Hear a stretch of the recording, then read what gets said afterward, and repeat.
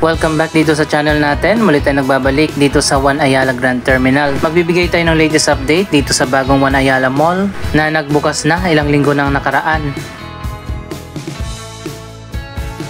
Andito na tayo sa labas ng One Ayala Mall. Ayan, makikita nyo naman, napakaganda ng bagong mall na ito na isa ring transport hub. Connected din ito sa Ayala MRT Station.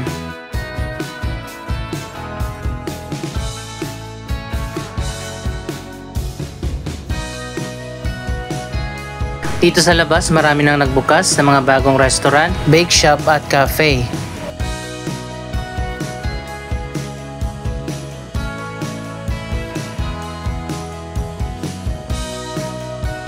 Wow, dito pa lang sa entrance, masasabi mo na agad na world class ang One Ayala Mall.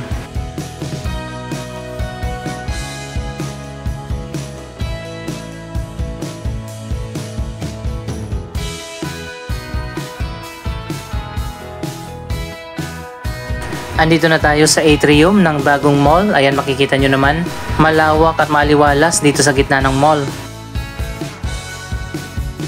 Binuksan na pala yung mga upper floors, kaya pwede na tayong umakyat doon at mag-explore. May mga nakita na rin tayong mga bagong stores na nagbukas sa taas ng mall.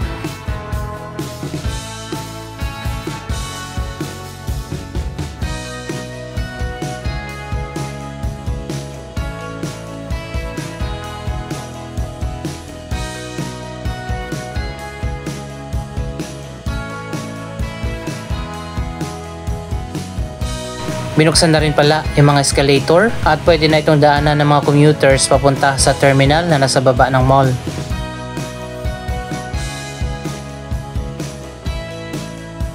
Isa pang magandang feature dito sa bagong One Ayala Mall, ang glass ceiling dito sa taas.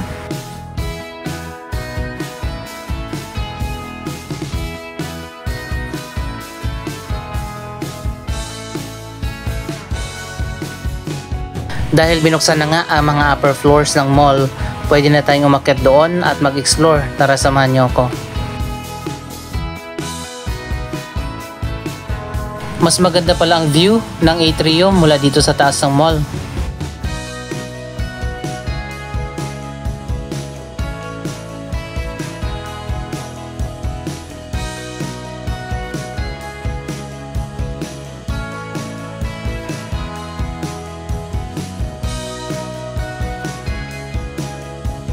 Marami na pala mga stores dito ang nagbukas na.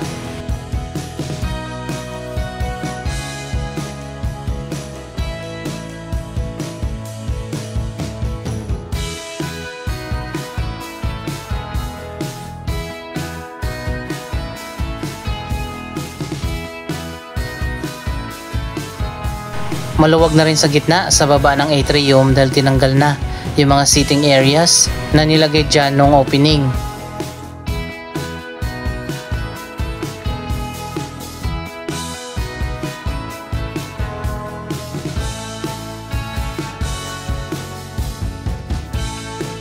So ayan guys, makikita naman natin itong mga pillars na design na rin.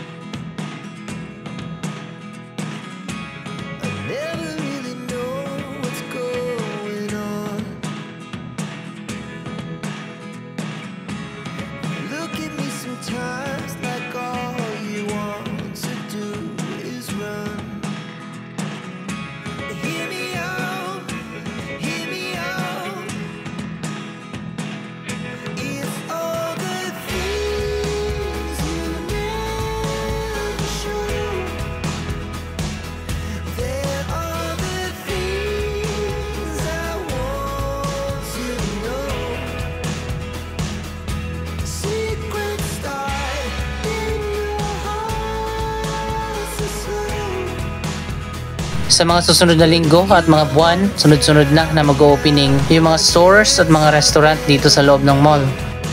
So marami pa tayong aabangan na mga bago dito sa One Ayala.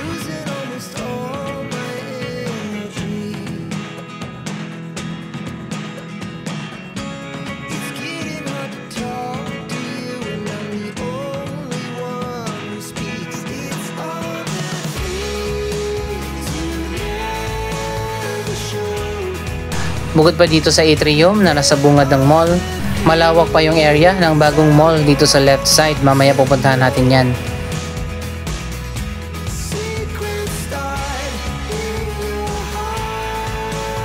So ayan guys, malawak pa yung bahagi ng mall na nandito sa kabilang side.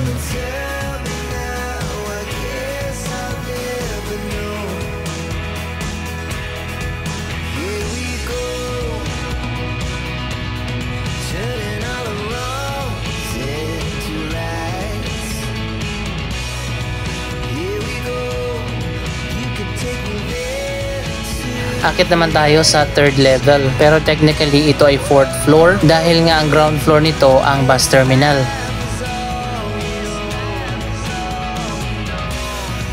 Dito sa taas may mga nagbukas na rin katulad nitong furniture shop, jewelry store, salon at marami pang iba na mga store na coming soon pa. So ayan guys, ito palang itsura ng pillars sa malapit dito sa 3rd floor. Hindi ko alam kung ano ang tamang term na tawag dyan.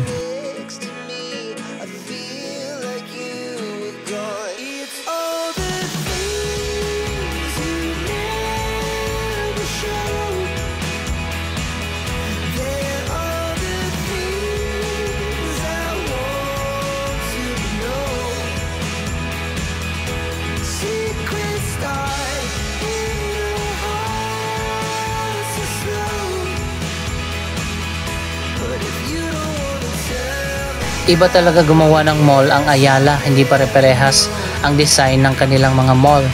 Sana magkaroon pa ng mas maraming transport hub na katulad nito na meron na rin mga shopping center na connected na sa terminal. Isa pang malaking transport hub ng Ayala ang Taguig Integrated Terminal Exchange. Doon naman yan itatayo sa may Arca South. Pero hanggang sa ngayon ilang taon na nakaraan hindi pa rin nasisimulan ang proyektong yon.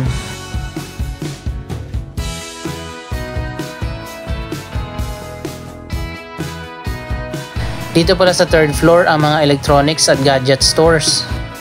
Dalawa na ang nagbukas dito, ang Realme at ang Wow.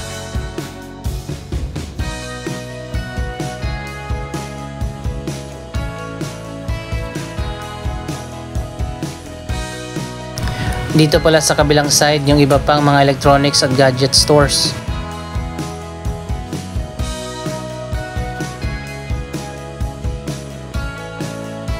Magkakaroon din pala dito ng flagship store ang Samsung.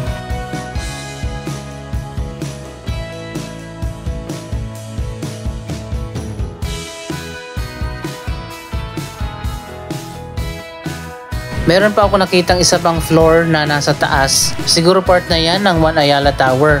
Sa taas naman ng mall ang mga office buildings.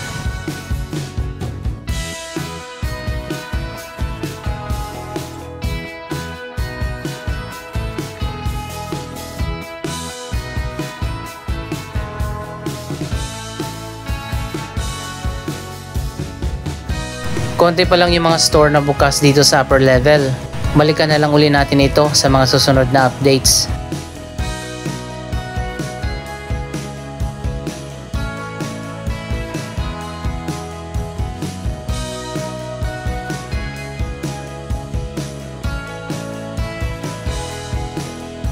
Puntahan naman natin yung kabilang side ng mall.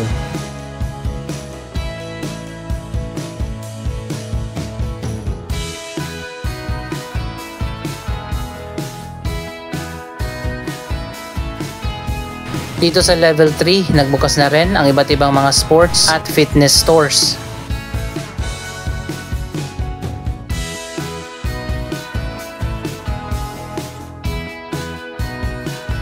So ayan guys, marami pang store na magbubukas dito sa kabilang side.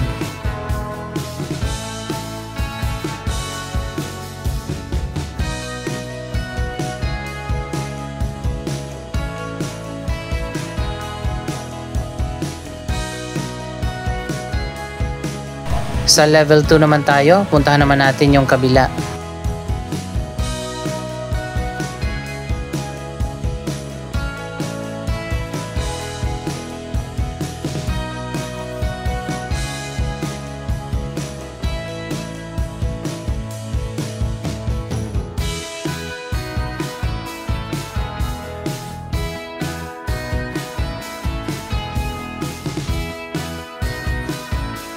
Dito naman mas marami na ang mga stores na nagbukas.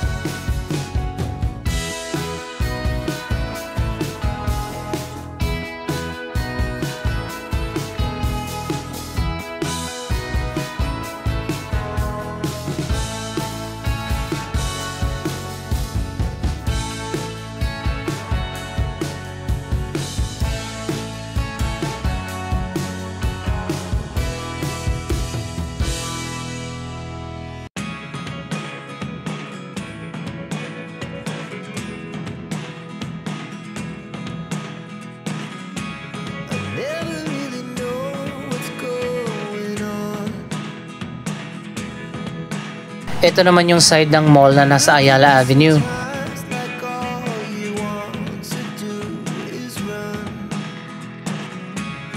Nandito rin ang Ayala entrance ng Grand Terminal.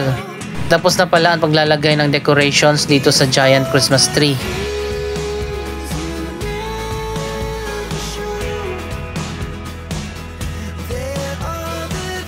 So ayan guys, ito na yung giant Christmas tree ng One Ayala Grand Terminal.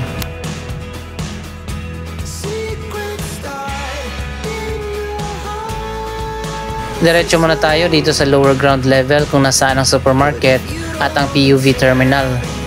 Madami ng mga food stalls na nagbukas dito, pati na mga bagong restaurant katulad ng Kenny Rogers at Classic Savory.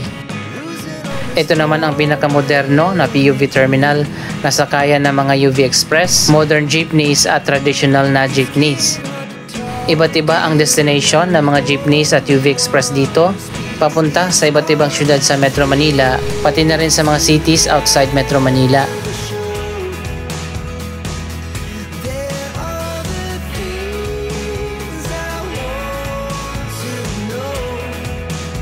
May food court din dito at nagbukas na nga halos karamihan.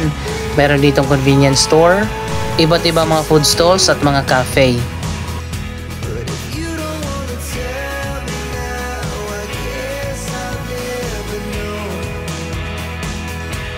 So ayan guys, meron pang isang bagong store dito na kabubukas lang. Andito naman tayo sa Grand Terminal. Patuloy pa rin ang development dito sa terminal kung saan nilagyan na ng mga enclosure ang mga escalators. Marami na rin nagbukas dito ng mga food stalls, pati ng mga bake shop at cafe.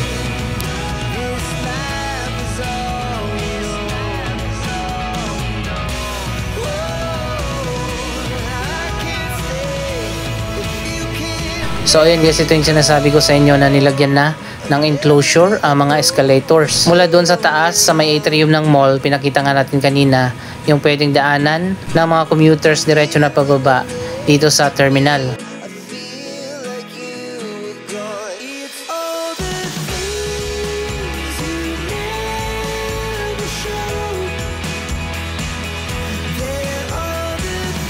Pag-akyat mo dito sa taas ng escalator, diretso na agad sa atrium ng mall.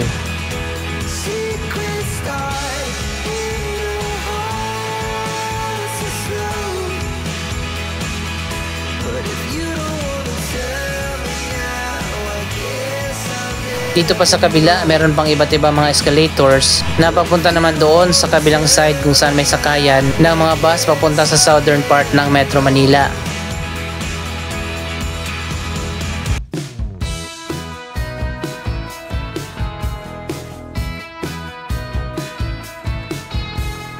Tigda dalawang set ng escalators. Yung isa naman pag-akyat mo dito, diretso na sa exit papunta sa Ayala MRT.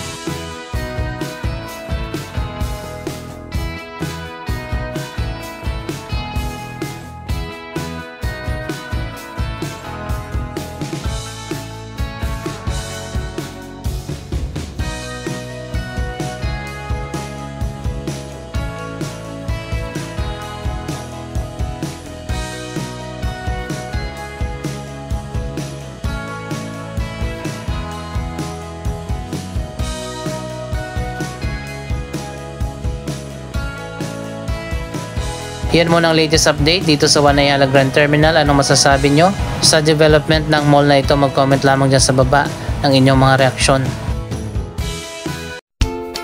Maraming salamat sa inyong panonood. Don't forget to like, share, comment at subscribe. Thank you for watching.